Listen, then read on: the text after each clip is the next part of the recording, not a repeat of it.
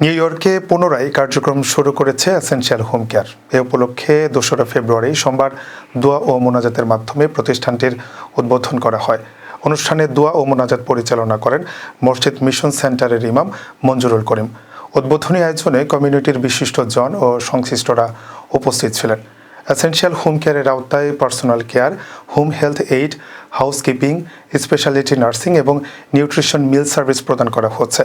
প্রতিষ্ঠানটির পক্ষ থেকে জানানো হয়েছে, খুব শিগগিরই এসব সেবার সঙ্গে ডে কেয়ার সার্ভিস যুক্ত করা হবে, যা প্রবীণ ও বিশেষ যত্ন প্রয়োজনীয় ব্যক্তিদের জন্য আরও সমন্বিত ও কার্যকর সেবা নিশ্চিত করবে। প্রতিষ্ঠানটির কর্ণধার মোহাম্মদ হোসেন ইশতিয়াক বলেন, এসেনশিয়াল হোম কেয়ার দীর্ঘদিন ধরে কমিউনিটির অসুস্থ, শারীরিকভাবে চলাফেরায় অক্ষম এবং প্রবীণদের দক্ষতা ও নিষ্ঠার সঙ্গে সেবা দিয়ে আসছে।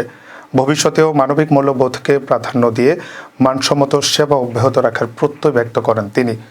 জানা গেছে, চট্টগ্রাম বিশ্ববিদ্যালয়ের এক সময়কার মেধাবী শিক্ষার্থী মোহাম্মদ হোসেন ইশতিয়াক 2003 সালের দিকে যুক্তরাষ্ট্রে পাড়ি জমান। পড়াশোনার পাশাপাশি বিভিন্ন প্রতিষ্ঠানে কাজের অভিজ্ঞতা অর্জনের পর নিউ ইয়র্কে গড়ে তোলেন এসেনশিয়াল হোম কেয়ার সহ একাধিক প্রতিষ্ঠান।